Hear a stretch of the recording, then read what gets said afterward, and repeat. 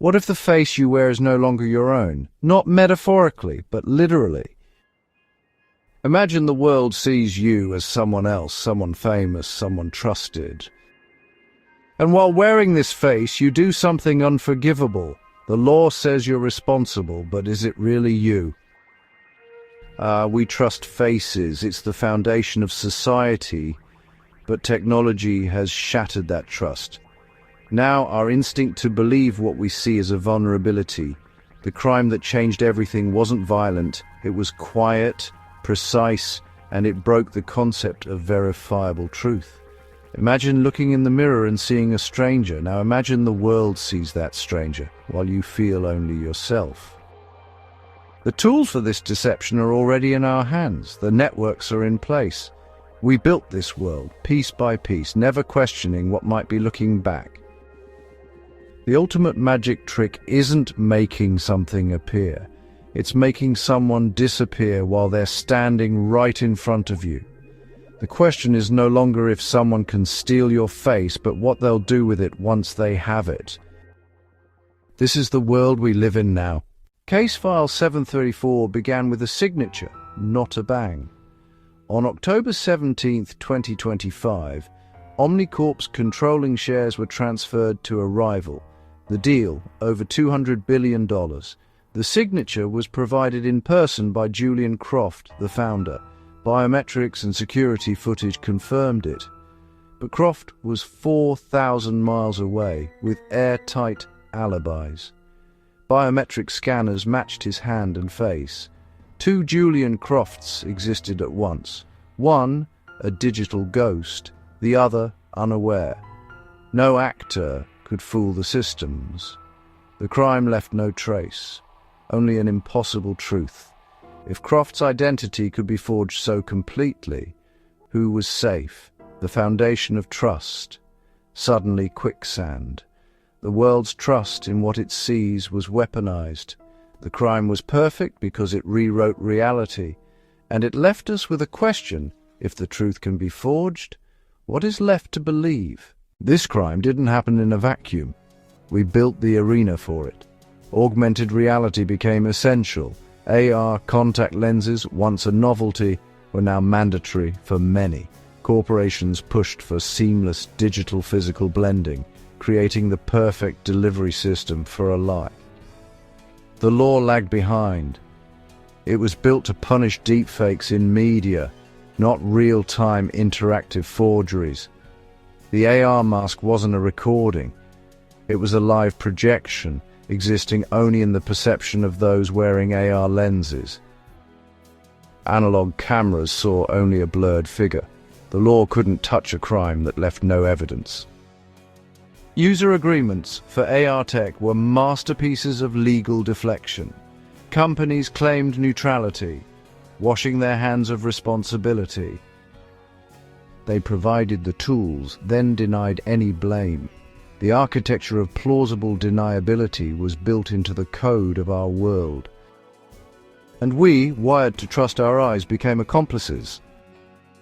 The perfect storm? A system where a lie could be experienced as truth and the law was powerless to stop it. The ghost of Julian Croft was a puppet controlled by technology called chameleonware. It hijacked AR lenses, replacing the real person with a digital puppet in real time. The puppeteer, John Doe, wore a beacon. As he moved, the Croft avatar moved. As he spoke, Croft's AI-generated voice spoke. The illusion was flawless for anyone wearing AR lenses. They interacted with a person who, to their senses, was physically present. The brilliance, invisibility. No headsets, just contact lenses. The hack was subtle, a whisper in the network, inserting a new instruction: show this face. Not that one. Only one person saw the truth. Peterson, a technophobic guard who wore regular glasses. He saw a masked nobody, not Croft. His testimony was drowned out by the digital evidence and the crowd of witnesses. The world believed the lie, not the lone analog truth. The puppeteer was invisible, except to the one man no one believed. The perfect crime was hiding in plain sight, and the only witness was dismissed as mad. The investigation became a hall of mirrors. Digital evidence, biometrics, security logs, witness statements, all pointed to Croft. The data was pristine, legally binding, and overwhelming. But analog evidence, flight manifests, Peterson's testimony, told a different story. Peterson described a masked man ignored and discredited by lawyers and executives. His memory stood against a mountain of digital fact. The conflict created a crisis. Believe the machine or the man?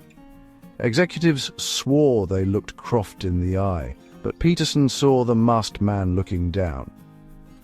The digital ghost was programmed to be more convincing than the truth. The legal system was paralyzed. To prosecute, they'd have to admit the system could be fooled, risking chaos. The case remains open but inactive. A quiet, unresolved horror. The truth is lost in contradiction. The real damage wasn't financial, it was psychological. Now every interaction carries doubt. Is the person you see really who they appear to be? Trust, the currency of human connection, is nearly worthless. People avoid eye contact, afraid to be fooled by a face. Public spaces are quieter, colder. We've retreated into ourselves, viewing everyone as a potential lie. The technology meant to connect us has made us paranoid islands. Justice is impossible. The puppeteer is a ghost. The corporations are shielded. The witnesses are victims and accomplices. The concept of justice feels archaic in this new world. We've separated identity from physicality. If your face and voice can be stolen, what's left of you? The crime exposed a terrifying vulnerability. The self is now the most valuable and most easily stolen asset. The most unsettling consequence isn't lost trust, but a new kind of alibi. John Doe, the puppeteer, is untouchable. If caught, he could claim his face was used elsewhere. A permanent, unbreakable alibi. The company that benefited from the crime knows the truth, but admitting it would cost them everything. Their lawyers defend the lie, gaslighting the world to protect their prize. Are they not accomplices? The puppeteer exploited a flaw. The corporation ensures it remains unfixable. The lie is now too profitable to fail. The system attacks the truth to protect itself. The ghost opened the door, but the corporation holds it open for more phantoms. Years have passed. The official story is that Croft dismantled his empire in a crisis, a comforting lie. Peterson, the only analog witness, is gone. His testimony is a footnote. The case is closed, but nothing is resolved. A new fear lingers, not of being deceived, but of being used. What if you were paid to be the puppeteer, to simply walk in and sign wearing a mask you couldn't see? The perfect crime isn't unsolvable. It's the one society agrees to forget. We've chosen the lie over the truth because the truth would cost too much. The precedent is set. The method works. The ghost is still in the machine. We've just learned not to look. The case file is sealed, but history isn't finished. The record is being written by you, in how you trust, in the choices you make. We've shown you the evidence, the contradictions, the ghosts. There's no court for this crime, no judge, no sentence. The system now protects the attackers. The burden of judgment falls to you. Was this a singular crime, or the start of a war on reality? Will we build stronger walls around truth, or learn to live among lies? History is watching. What will you choose to believe?